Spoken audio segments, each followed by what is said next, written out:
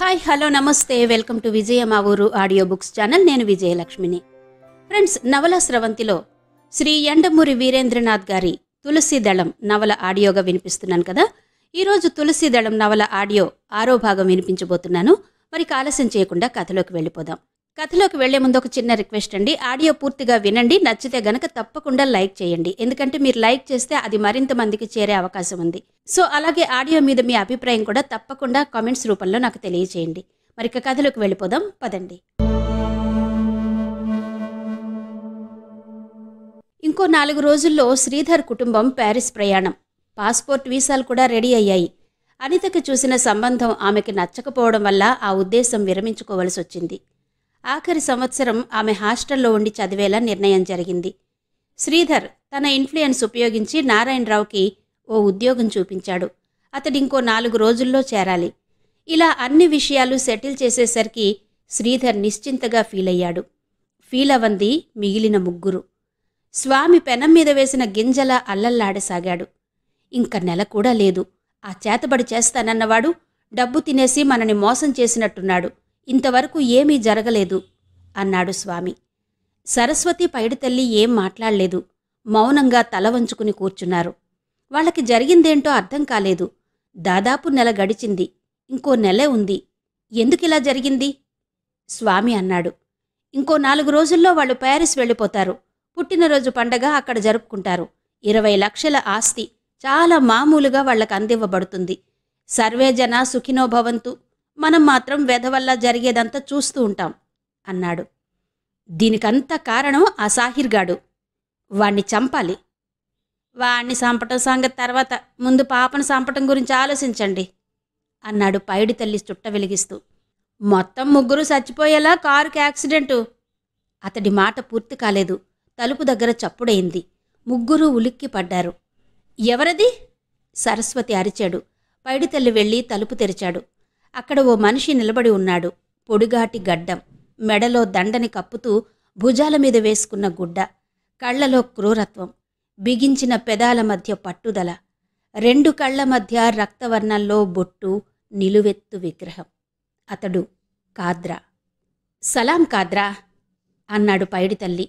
మనసులో ఎటువంటి భావమున్నా పైకి మామూలుగా మాట్లాడ్డం పైడితల్లి గొప్పతనం. స్వామి సరస్వతి విస్మయంతో లేచి నిలబడ్డారు. ఈ సమయంలో కాద్రాని అక్కడ చూడడం ఆశ్చర్యంగా ఉంది. అతడెందుకు వచ్చాడక్కడికి?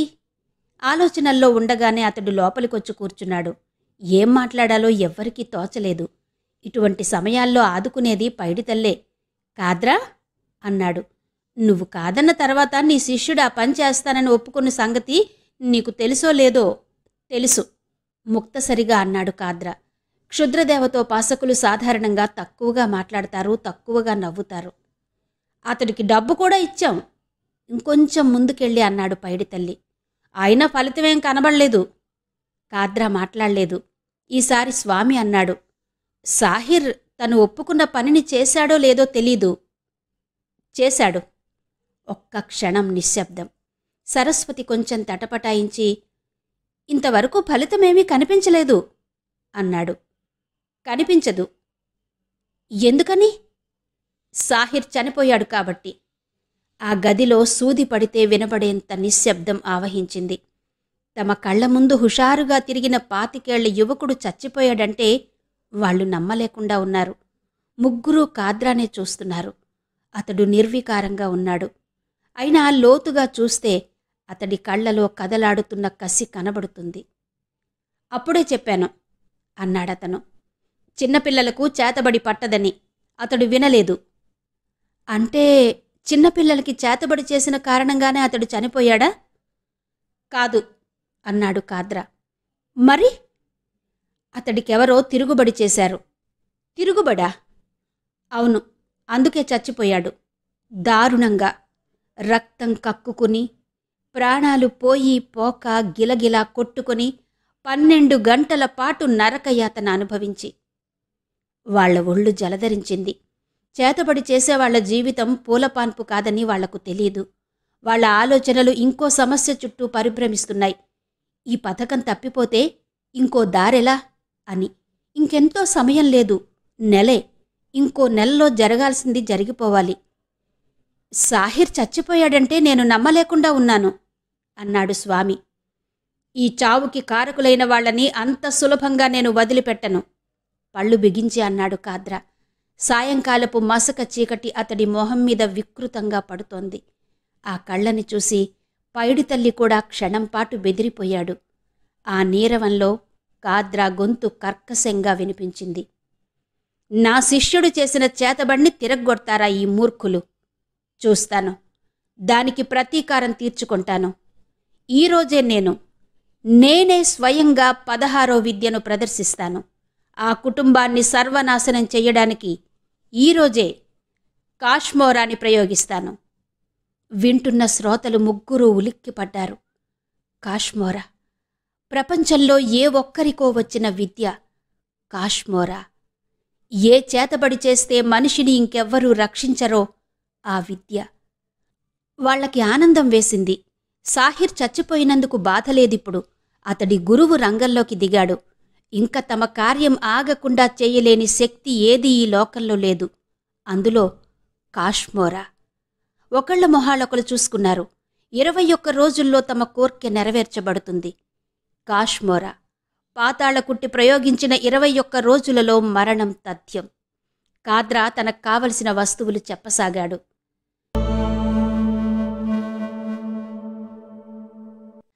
గ్యారేజ్ నుంచి కారు తెచ్చి పోర్టికోలో నిలిపి శ్రీధర్ హారన్ కొట్టాడు. శారద కిటికీ దగ్గరకొచ్చి వస్తున్నానన్నట్టు చెయ్యి ఊపి మళ్లీ లోపలికి వెళ్ళింది. అతడు వాచి చూసుకున్నాడు. 7 అవుతోంది. పాప పరిగెత్తుకుంటూ వచ్చి కారెక్కింది. How are you darling? Fine papa, thank you. అతడు తల తిప్పి కూతురు వైపు చూశాడు. పాల బుగ్గలు, చెవులు వెనుక కత్తిరించిన జుట్టు, పెద్ద పెద్ద కళ్ళు. ఈసారి ఫస్ట్ ర్యాంక్ వస్తుందా? ట్రయింగ్ పప్పా, కానీ ఆ రోజీ ఈజ్ టూ ఇంటెలిజెంట్. తనకే ఎప్పుడు first rank. Try hard baby. Papa, uncle నన్ను రేపు జూకి తీసుకువెళ్తానన్నాడు. వెళ్ళనా? అంకుల్ అంటే నారాయణరావు.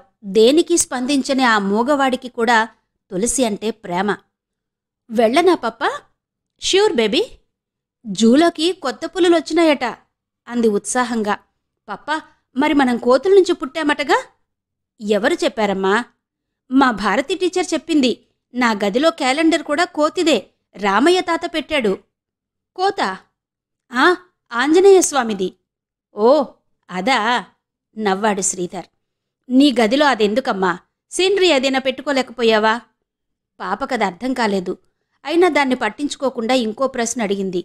మరి చచ్చిపోయి మనం దెయ్యాలమవుతామటగా? అతనులిక్కిపడి ఇదెవరు చెప్పారమ్మా అన్నాడు. సరస్వత్ తాతయ్య అంది తులసి.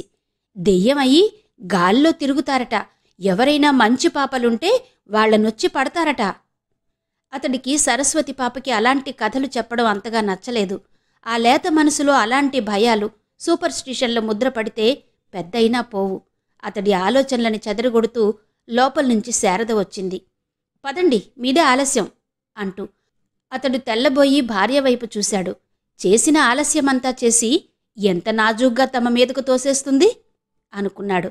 ఆమె కారులో కూర్చుని డోర్ వేసింది. అతడు స్టార్ట్ చేస్తూ భార్యవైపు చూసి, మీ ఆడవాళ్లకి బుద్ధి లేదోయ్ అన్నాడు. ఆమె తెల్లమొహం వేసి, ఎందుకు అంది. కొద్దిపాటి అలంకరణతోనూ నీట్నెస్తోనూ ఇంత అందాన్ని తెచ్చుకోవచ్చని తెలుసుండి ఇంట్లో ఉన్నప్పుడు సర్వసాధారణంగా ఉంటారు. 10 మందిలో అందంగా కనబడాలనే మీ తాపత్రయంలో 10వ వంతు భర్త ముందు కనబడాలని ఉంటే ఎంత బావుణ్ణు అన్నాడు ఇంగ్లీష్లో. ఆమె చిరుకోపంతో, సర్లేండి, పాప ఉంది, ఇలాంటి మాటలు ఈ కాపు చెయ్యాలి అంది ఇంగ్లీష్లో. పాపకు అర్థమవుతుందని అనుకోను అన్నాడు. ఏమా, నీకేమైనా అర్థమైందా అని అడిగాడు. No papa, not a single word అంది తులసి. కారు కదిలింది.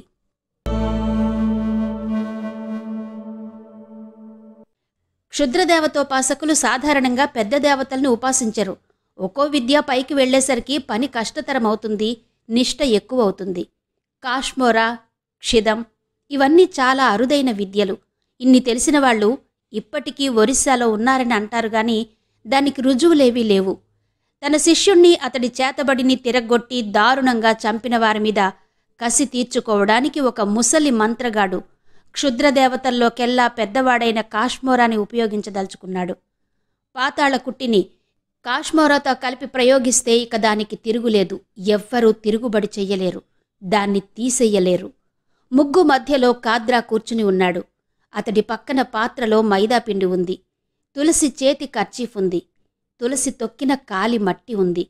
ముగ్గుకి 8 వైపులా చిన్న చిన్న గొబ్బిళ్లలాంటి మాంసపు ముద్దలున్నాయి. ఆవు, పులి, పిల్లి, బల్లి, ఏనుగు, కుక్క, కాకి, పసిపాపల మాంసమది. ముగ్గు మధ్యలో హ్రీం క్రీం అన్న అక్షరాలు వ్రాయబడి ఉన్నాయి. సాంబ్రాణి పొగ దట్టంగా అలుముకొని ఉంది. అతడు మైదాపిండితో బొమ్మను చేశాడు. తులసి తాలూకా చేతి గుడ్డను దానికి కట్టాడు. తులసి తొక్కిన మట్టిని ఆ బొమ్మ కాలికి అద్దాడు. బొమ్మనెదురుగా పెట్టుకుని మంత్రం చదవడం మొదలుపెట్టాడు. అతడి పెదవులు కదులుతున్నాయి. స్పష్టంగా మంత్రాన్ని ఉచ్చరిస్తున్నాయి. అతని పక్కనొక అరిటాకు ఉంది. దానిమీద తుమ్మముళ్ళు ఉన్నాయి. 108 ముళ్ళు. అతడు మంత్రాన్ని ఉచ్చరిస్తూనే ఉన్నాడు. మొత్తం 108 సార్లు ఉచ్చరించాలి. తరువాత 108 ముళ్ళు ఆ బొమ్మలో గుచ్చాలి. అతను గుచ్చసాగాడు. దాదాపు అరగంటలో గుచ్చడం పూర్తయింది. శరీరం నిండా బాణాలు గుచ్చుకున్న శవంలా ఉంది బొమ్మ. ఏ అంగానికైనా బాధ కలిగించాలా? అడిగాడు. అంటే ఒక చెయ్యి ముందు చచ్చుబడిపోవాలంటే ఆ చేతి మీద మరో 8 ముళ్ళు గుచ్చాలి. పాప అలాంటిదేమీ వద్దులే అన్నాడు స్వామి. అట్టంటే ఎట్ట స్వామి? ఆ పాప తొందరగా సావడం మనకు కావాలి అని పైడి తల్లి కాద్ర వైపు తిరిగి, you pin her in heart, గుండెలో 8 గుచ్చు అన్నాడు. హృదయ భాగంలో మరో 8 గుచ్చబడ్డాయి. మారణహోమానికి నాంది జరుగుతోంది. అతడు బొమ్మను పట్టుకుని లేచాడు. ఉత్తర దిక్కుగా సాగిపోయాడు. శ్మశానాన్ని చేరుకుని చుట్టూ చూశాడు. నిర్మానుష్యంగా ఉంది. తననెవరూ చూడడం లేదని నిర్ధారణ చేసుకుని మోకాళ్ల మీద కూర్చున్నాడు. నెమ్మదిగా తవ్వడం ప్రారంభించాడు. శ్మశానపు ముందు భాగంలో ఉన్న కాలిబాట అది. శవవాహకులు ఆ దారిలో నుంచే వెళ్ళాలి. ఆ దారిలో అతడు మోచేతి లోతు తవ్వి బొమ్మను పాతిపెట్టి మట్టి కప్పాడు. పైనుంచి నడిచేవాళ్ల కాలి అడుగు బొమ్మ మీద పడినప్పుడల్లా ఆ బొమ్మ తాలూకా మనిషి బాధతో విలవిలలాడిపోవడం జరుగుతుంది. చాలా హృదయ విదారకమైన బాధ అనుభవించవలసి వస్తుంది. మట్టి కప్పి అతడు వెనక్కి తిరిగాడు. చేతబడి, బాణామతి, బడి, కుట్టి సైతాన్, పాతాళ కుట్టి పేరేదైతేనే మనిషిలో దెయ్యం మరో మనిషి మీద దారుణంగా కసి తీర్చుకోవడానికి అన్నీ ఒకటే. తిరిగి వస్తుంటే అతనన్నాడు, కాష్మోరా బయలుదేరుతుంది. ఈ రాత్రి 12 గంటలకి ఆ ఇంటిని చేరుకుంటుంది. తరువాత 21 రోజుల్లో. అతడు మరి మాట పూర్తి చెయ్యలేదు.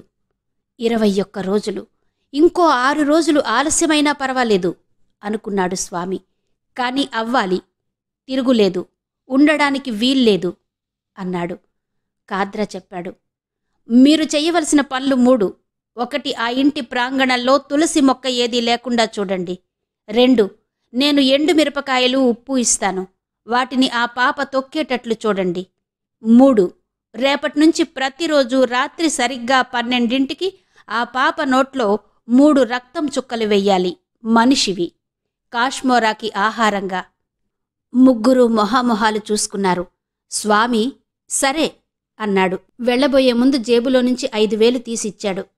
వద్దు అన్నాడు కాద్ర. ఇది నా శిష్యుణ్ణి చంపినందుకు ప్రతీకారం. దీనికి నాకు డబ్బేమీ అక్కర్లేదు. ఆ పాప గిలగిలా కొట్టుకుని రక్తం కక్కుకుని చావాలి, అంతే నాకు కావలసింది. అదయ్యాక డబ్బు ఇద్దురుగాని అన్నాడతను. వాళ్ళు ముగ్గురు అతడి దగ్గర సెలవు తీసుకున్నారు. వాళ్లకి సంతోషంగా ఉంది. మంత్రగాళ్ల ప్రపంచంలో కాద్రాని ఎదుర్కొనేవాళ్లు ఎవరూ లేరని వారికి నిశ్చయంగా తెలుసు. వాళ్ళు బండి ఎక్కుతుంటే వెనక నుంచి కాద్ర అరిచాడు, ఈరోజు రాత్రి 12ంటికి పాప అనారోగ్యం మొదలు. ఇంటికి ఆ టైంకి వాళ్ళు చేరుకోలేదు. అయినా చూడ్డానికి అక్కడేమీ ఉండదు. ఆ రోజు రాత్రి సరిగ్గా 12 గంటలకి తులసి తన గదిలో వత్తిగిలి పడుకుని ఉంది. అప్పటి వరకు నిశ్చలంగా ఉన్న తెరలు కొద్దిగా కదిలినై. చెట్ల కొమ్మలు ఎవరో కదిపినట్టు అల్లల్లాడినై. ఆ పాప కప్పుకున్న దుప్పటి అంచు కూడా కదిలింది. ఆ నిశ్శబ్దపు వాతావరణంలో కొద్ది కదలిక, అంతే. అయితే దాన్ని పసిగట్టింది ఆ ఇంటి వసారాలో ఉన్న కుక్క. అప్పటి వరకు మగతగా పడుకున్నదల్లా లేచి గొలుసు తెంపుకోవడానికి ప్రయత్నిస్తూ బిగ్గరగా అరవసాగింది. ఏంటది? నిద్రలోనే అడిగింది శారద. శ్రీధర్ లేచి బయటకొచ్చాడు. తలుపులు వేసినవి వేసినట్టే ఉన్నాయి. తోటలో ఎక్కడా కదలిక లేదు. Silence bushy, silence! అది వినడం లేదు.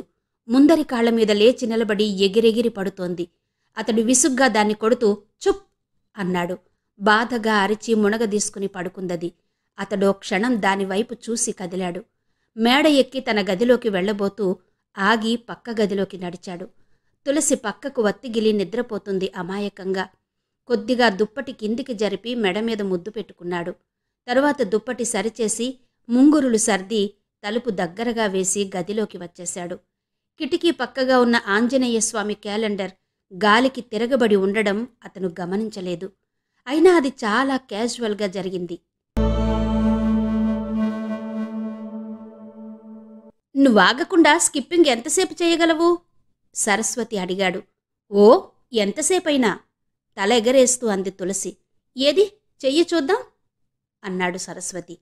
పాప 2 చేతులతోనూ తాడు తిప్పుతూ గెంతసాగింది. 10 అడుగుల దూరంలో పైడితల్లి నిలబడి ఉన్నాడు.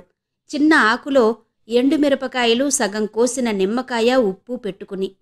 గెంతుతూ ఇక్కడే ఉంటావా? పరిగెత్తగలవా? సరస్వతి అడిగాడు. పరిగెత్తనా? అంది తులసి పెదాలు బిగబట్టి రొప్పుతూ. క్విక్ అన్నాడు పైడితల్లి. పాప స్కిప్పింగ్ చేస్తూ ముందుకు దూకింది. 1 అడుగు, 2, 3, 7వ అడుగు దాటి తల్లి పిలిస్తే అలాగే లోపలికి పరిగెత్తింది. సరస్వతి పైడితల్లి దగ్గరగా వచ్చి అడిగాడు. తొక్కిందా? పైడితల్లి నేలవైపే చూస్తూ అన్నాడు. తొక్కింది.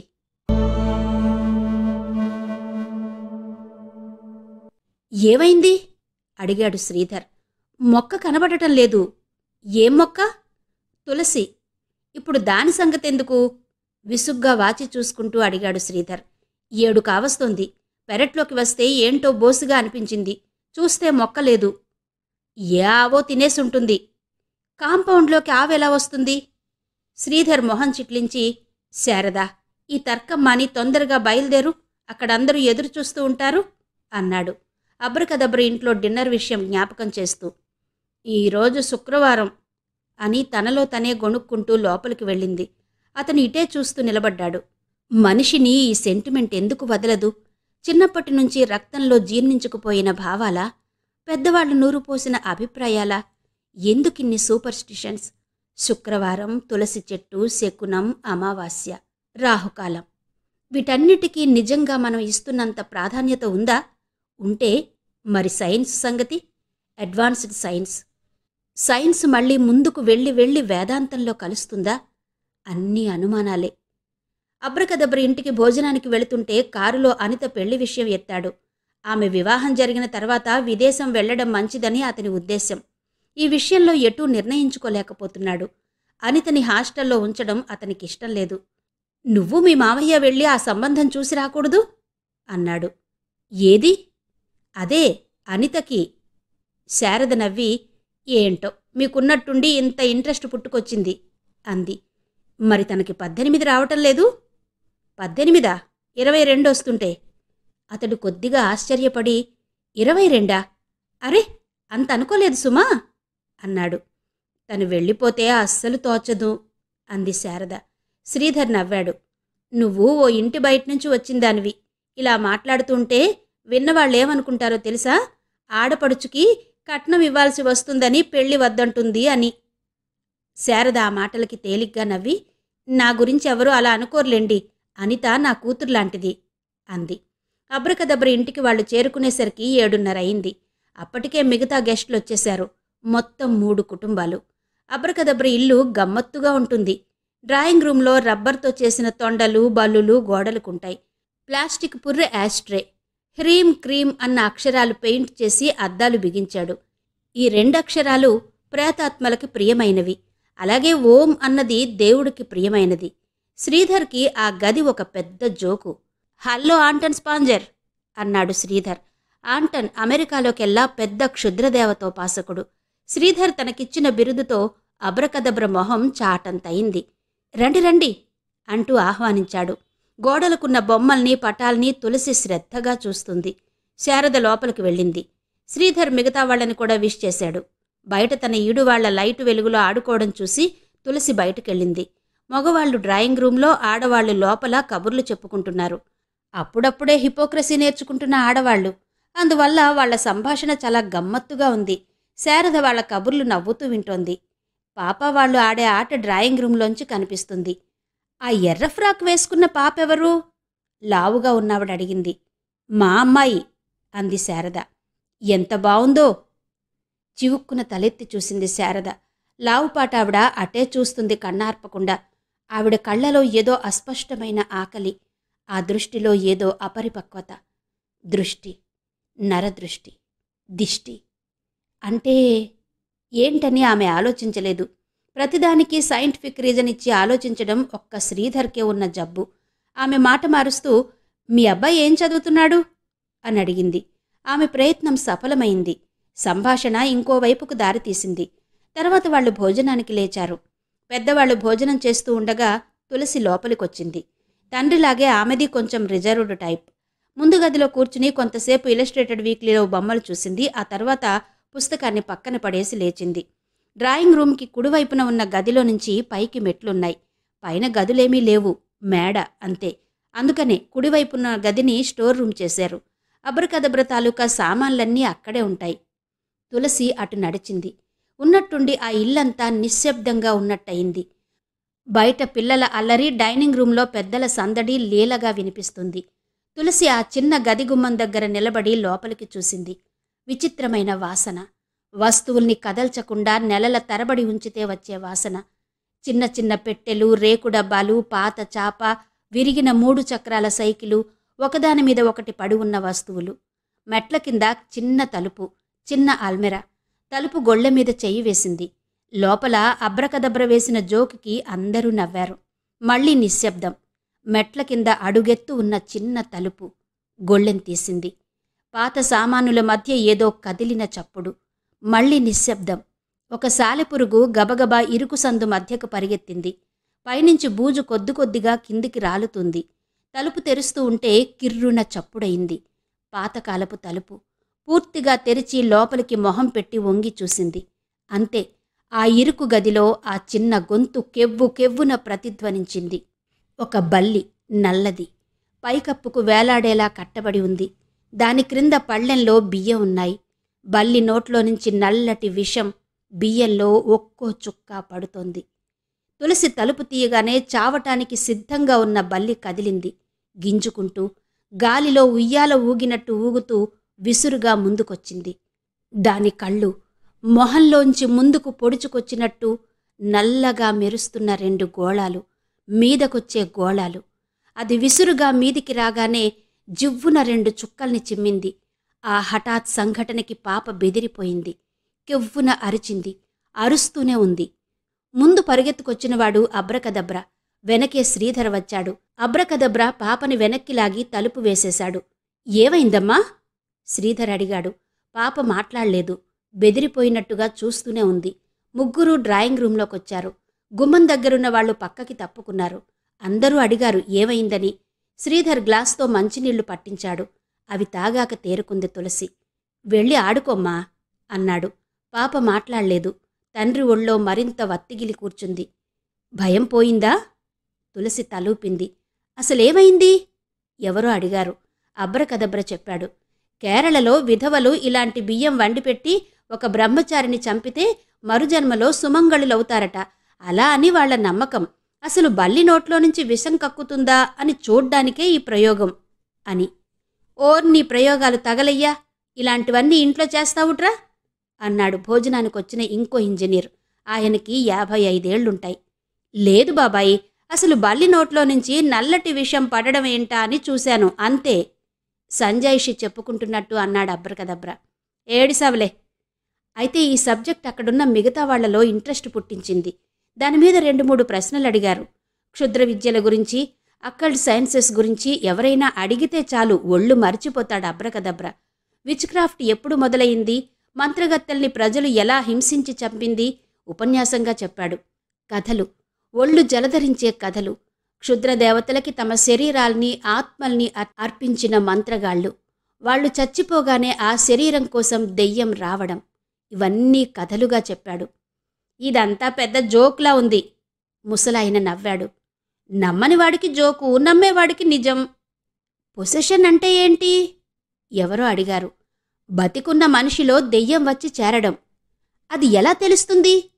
ఇంటర్వ్యూలోలా అడిగారింకెవరో. దెయ్యం పట్టినవాడు పెద్దగా ఆర్తనాదాలు చేస్తూ నేలమీద పడి పొర్లుతాడు. నోట్లో నుంచి రకరకాల పదార్థాలు ఊస్తాడు. ఉదాహరణకి 1566 సంవత్సరంలో ఒక అబ్బాయి తారుని ఊశాడట. ఇంకా అతని కంఠస్వరం మారిపోతుంది. అమెరికాలో సలేం అన్న ఊళ్ళో ఇది నిజంగా జరిగిందట. ఒక బండి చక్రానికి దెయ్యం పట్టినవాణ్ణి కట్టి గాలిలో గిర్రున తిప్పడం వల్ల దెయ్యాన్ని పారద్రోలవచ్చని ఫ్రాన్సులో ఇప్పటికీ నమ్ముతారు. ఈ క్షుద్ర విద్యలు చాలా ఉన్నాయి. నెక్రోమన్సీ అంటే చచ్చిన వాళ్లతో మాట్లాడ్డం. శ్రీధర్కి ఆ రోజు ఇస్మాయిల్ ఇంటికి వచ్చిన జర్మన్ ప్రేతాత్మ జ్ఞాపకం వచ్చింది. అబ్రకదబ్ర చెబుతున్నాడు. డెవినేషన్ అంటే ముగ్గు వేసి అందులో భవిష్యత్తుని చూడగలగడం. మన జానపద కథల్లో మంత్రదర్పణం అంటామే అది అన్నాడు.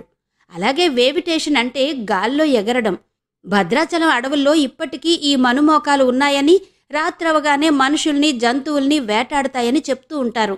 ఆఫ్రికాలో పూడు, పశ్చిమ దేశాల్లో బ్లాక్ మాస్, ఇవన్నీ దెయ్యాలకి సంబంధించిన క్షుద్రకర్మలు. 1563లో ఇంగ్లాండ్లో విచ్ క్రాఫ్ట్ యాక్ట్ ప్రవేశపెట్టబడింది. ఉపాసకుల్ని శిక్షించే అధికారం న్యాయస్థానానికి లభించింది. మంత్రగాళ్లని, అనుమానం వచ్చిన వాళ్లని తలక్రిందులుగా వేలాడదీసి కింద మంట పెట్టి చంపేవారు. అబ్రకదబ్రా చెప్పుకుపోతున్నాడు. శ్రీధర్ వినడం లేదు అపనమ్మకంతో. అతడి ఒళ్ళో మునగదీసుకుని కూర్చున్న పాప మాత్రం వింటుంది భయంతో. ఆ తర్వాత కారులో ఇంటికి వస్తుంటే కారులో పక్కనే ఉన్న పాప మీద చెయ్యి వేసి ఒంటి చేత్తో దగ్గరికి లాక్కుని, అలా ఉన్నావేంటమ్మా అడిగాడు శ్రీధర్. తులసి మాట్లాడలేదు. 5 నిమిషాల్లో కారు ఇంటి ముందాగింది. ఇల్లంతా నిశ్శబ్దంగా ఉంది. శారదకి అదంత ఇష్టం ఉండదు. నిశ్శబ్దం మనిషి మనసులో కల్మషానికి నిదర్శనం అని ఆమె ఉద్దేశ్యం. ఎప్పుడూ లేనిది పాప ఆ రోజు అదోలో ఉండడాన్ని గుర్తించింది తల్లి ఒక్కతే. అయితే అది ఆ రోజు చూసిన సంఘటన వల్ల అని సరిపెట్టుకుంది. సరస్వతి, పైడితల్లి బయటకు వెళ్లారు. నారాయణరావు కూడా ఇంట్లో లేడు. శ్రీధర్ డైనింగ్ టేబుల్ మీద కూర్చున్నాడు. తులసి, కమ్ ఫర్ మీల్స్.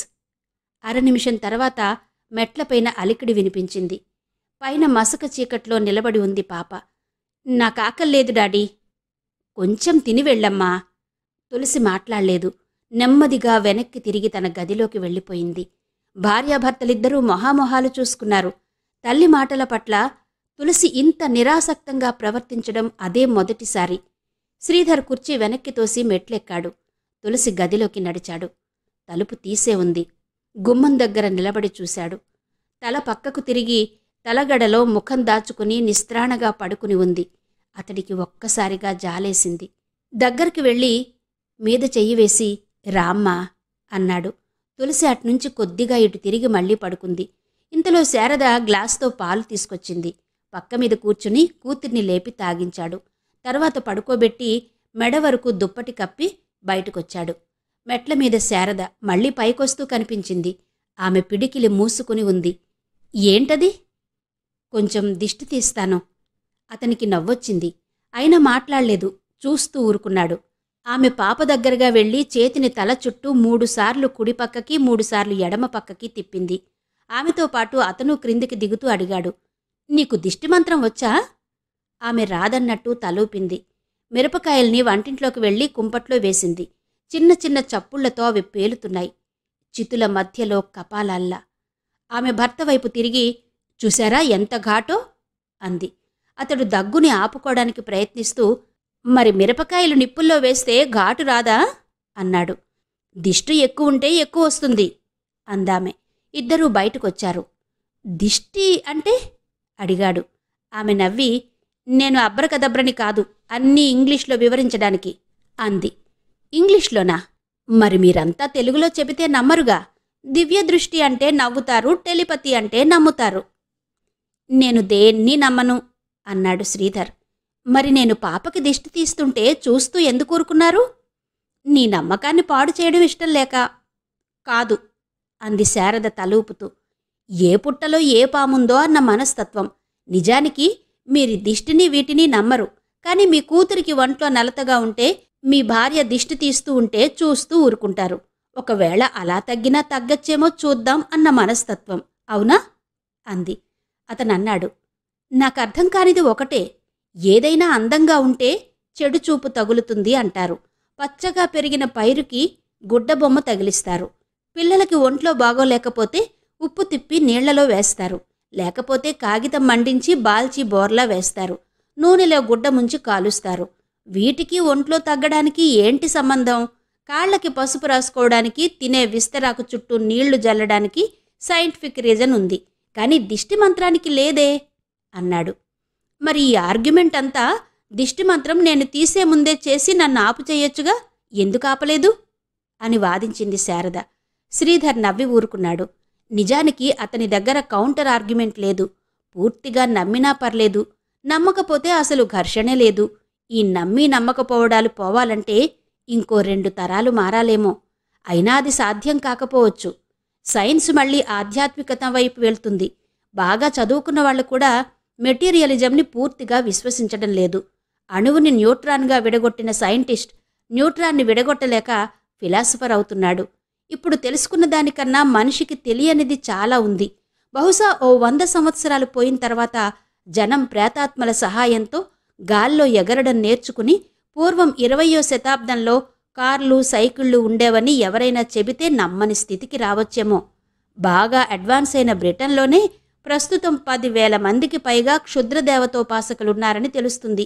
ఏ కోణం దగ్గర సైన్స్ ఫిక్షన్తో విడిపోతుంది?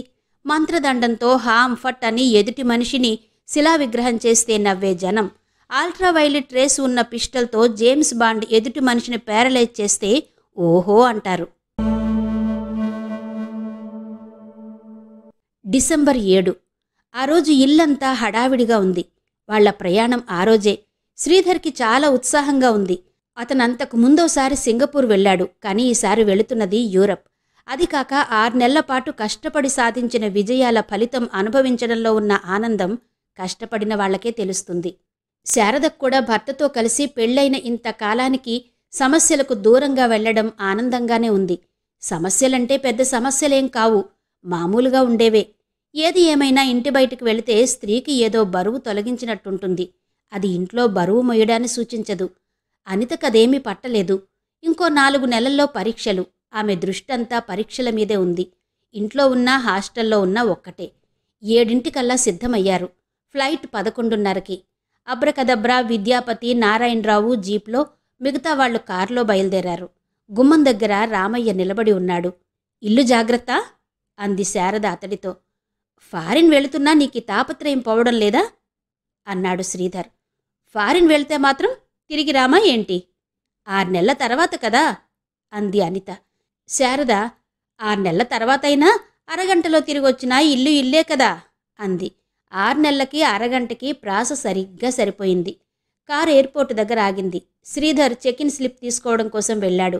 బ్యాగేజ్ కౌంటర్లో వేయింగ్ చేయబడుతోంది. దూరంగా అబ్రకదబ్రా, విద్యాపతి నిలబడి మాట్లాడుకుంటున్నారు. బాగా చదువు అంది శారద అనితతో. అనిత నవ్వింది. ఇప్పటికి 10 సార్లు చెప్పావి విషయం నిన్నట్నుంచి అంది. శారద కూడా నవ్వి, ఒక్క నీ విషయమే దిగులుగా ఉంది అంది. అలాంటివేం పెట్టుకోకు వదినా, నువ్వు తిరిగొచ్చే సమయానికి ఫస్ట్ క్లాస్ డిగ్రీతో ఎదురు చూస్తూ ఉంటాను చూడు అంది అనిత. శారద తమ్ముడు వైపు తిరిగి, అప్పుడప్పుడు హాస్టల్కెళ్ళి చూస్తూ ఉండు అంది. నారాయణరావు తలూపాడు. విడిపోవాల్సి వస్తున్న ఆఖరి క్షణంలో ఆమెకి దిగులుగా ఉంది. అది కప్పిపుచ్చుకుని మాట్లాడుతుంది. శ్రీధర్ వచ్చి భార్య తాలూకా చెక్-ఇన్ స్లిప్ ఇచ్చాడు. మొదటి అనౌన్స్మెంట్ వినిపించింది. శ్రీధర్ చెల్లెలితో, వారానికి ఉత్తరం రాయి, మర్చిపోకు అన్నాడు. పెద్ద జవాబు వ్రాసేవాళ్ళ అడుగుతావే అంది అనిత. శ్రీధర్ నవ్వాడు. నేను వ్రాయననుకో, వదిన వ్రాస్తుంది కదా అని నారాయణరావుతో, రామయ్య ఉంటాడు, ఇంకా ఏదైనా కావాలంటే బ్రాహ్మణ్ణి కలుసుకో. నారాయణరావు తలూపాడు. ఇన్ని మాటల మధ్య తులసి మౌనాన్ని ఎవ్వరూ గుర్తించలేదు. విద్యాపతి స్వీట్స్ కొనుక్కొచ్చి పాపకిచ్చాడు. అందుకుంది. థ్యాంక్స్ చెప్పలేదే బ్రాహ్మణ్ అడిగాడు. అంతలో సెకండ్ అనౌన్స్మెంట్ వినిపించింది. ఈ బ్రీఫ్ కేస్ ఒకటేనా అంది శారద. మిగతావి లగేజ్లో ఇచ్చేశాను చెప్పాడు శ్రీధర్. శారద చేతులు జోడించి వెళ్ళొస్తామండి అంది. విద్యాపతి బ్రాహ్మణ్ నమస్కారాలు చేశారు. శారద అనిత వైపు తిరిగింది. అనిత నవ్వుతూ తలూపింది. బ్రాహ్మణ్ శ్రీధర్కి షేక్ హ్యాండ్ ఇస్తూ wish you a wonderful Paris అన్నాడు. శ్రీధర్ నవ్వి విద్యాపతి వైపు తిరిగాడు. గాజు అద్దాల్లో నుంచి విమానం వైపు బ్రీఫ్ కేసులు పట్టుకుని వెళుతున్న ప్రయాణికులు చెదురుమదురుగా కనబడుతున్నారు. అందరికీ దూరంగా నిలబడి మామూలు దుస్తుల్లో ఉన్న ఒక వ్యక్తి చాలా ఆతృతగా వాచి చూసుకుంటున్నాడు. ఒక్కో క్షణం గడుస్తున్న కొద్దీ అతడి మొహంలో ఆందోళన, ఆతృత ఎక్కువవుతున్నాయి. అబ్రకదబ్రా జేబులో నుంచి సిగరెట్ తీసి వెలిగించుకుంటున్నాడు. విద్యాపతి డైరీలో విమానాల రాకపోకల వివరాలు రాసుకుంటున్నాడు. అబ్రకదబ్రా విద్యాపతి వైపు తిరిగి పోదామా అన్నాడు. నాతో వస్తావా? కారు శ్రీధర్ ఇంట్లో వదిలేసి నీతో జీప్లో వచ్చేస్తాను. ఇద్దరూ వెనుతిరిగారు. శారద చెక్కిన్ని సమీపిస్తుంది. క్యూలో శ్రీధర్ ముందున్న వ్యక్తి లోపలికి వెళ్ళిపోయాడు. శ్రీధర్ చేతిలో బ్రీఫ్ కేస్ కింద పెట్టి కోటు జేబులో నుంచి కర్చీఫ్ తీసి మొహం తుడుచుకున్నాడు. దాన్ని తిరిగి జేబులో పెట్టుకుంటూ పక్కకు చూశాడు. 10 అడుగుల దూరంలో శారద లోపలికి వెళ్లబోతోంది స్త్రీల ద్వారం నుంచి. వెనకనున్న పాప మాత్రం అక్కడే నిలబడిపోయి ఉంది. తులసి తనతో రావడం చూసుకోలేదేమో అని భార్యకి సైగ చేయబోయి ఏదో అనుమానం వచ్చినట్టు అలాగే ఆగిపోయాడు. పాప నిలబడిన భంగిమ చాలా విచిత్రంగా కనబడింది. భూమికి కాళ్ళు అతుక్కుపోయినట్టు, ముందుకు రావడానికి చేసే ప్రయత్నాన్ని నిరోధిస్తున్నట్టు చాలా చిత్రంగా కనబడింది. ఆమె ఏదో చెప్పబోతున్నట్టు, క్రింది దవడని ఎవరో నొక్కి పట్టినట్టు, మెడ దగ్గర నరం ఉబ్బి గింజుకుంటున్న భావన. అతడికో క్షణం ఏమీ అర్థం కాలేదు. కమిన్ ప్లీజ్ అంటున్నాడు డ్యూటీ ఇన్స్పెక్టర్. ఈ లోపులోనే శారద వెనుతిరిగి కూతురు తనతో రావడం లేదని గుర్తించి రామ్మా అంది. తులసి కదల్లేదు. శ్రీధర్ డ్యూటీ ఇన్స్పెక్టర్ వైపు తిరిగి ఎక్స్క్యూజ్ మీ అని కూతురి వైపు నడిచాడు. ఈ లోపులోనే శారద అక్కడికి చేరుకుని అలా ఉన్నావే అని పాప చెయ్యి పట్టుకుంది. ఆమె స్పర్శ తగలగానే అప్పటి వరకు నొక్కి పట్టుకుని ఉన్న అదృశ్య శక్తి ఏదో ఒక్కసారిగా వదిలినట్టు, వదులుతూ వదులుతూ కసి తీర్చుకున్నట్టు అయింది. తల్లి చెయ్యి ఒక్క విసురుతో విదిలించుకుని పాప గాలిలో బంతిలాగా డైవ్ చేసింది. 4-5 అడుగులు గాలిలో ఎగిరి వెల్లకిలా ముద్దలా క్రిందికి పడింది. దబ్బమన్న చప్పుడు. వేళ్లతో గచ్చుమీద మట్టిని గోకడానికి ప్రయత్నిస్తూ మెలికలు తిరిగిపోతూ భయంకరంగా, హృదయ విదారకంగా అరిచింది. అమ్మా అంటూ. 50 అడుగుల వెడల్పు, 200 అడుగుల పొడవు ఉన్న ఆ హాల్ మొత్తం ఆ శబ్దపు ప్రకంపనాలతో నిండిపోయింది. ఎక్కడి వాళ్ళక్కడ స్థాణువులయ్యి నిలబడిపోయారు. మారణహోమం ప్రారంభమైంది. ఇంతవరకు శ్రీ యండమూరి వీరేంద్రనాథ్ గారి తులసీదళం నవల ఆడియో 6వ భాగం విన్నారు కదా. మిగిలిన కథ తరువాతి భాగాల్లో వినిపిస్తాను. అంతవరకు సెలవా మరి. నమస్తే.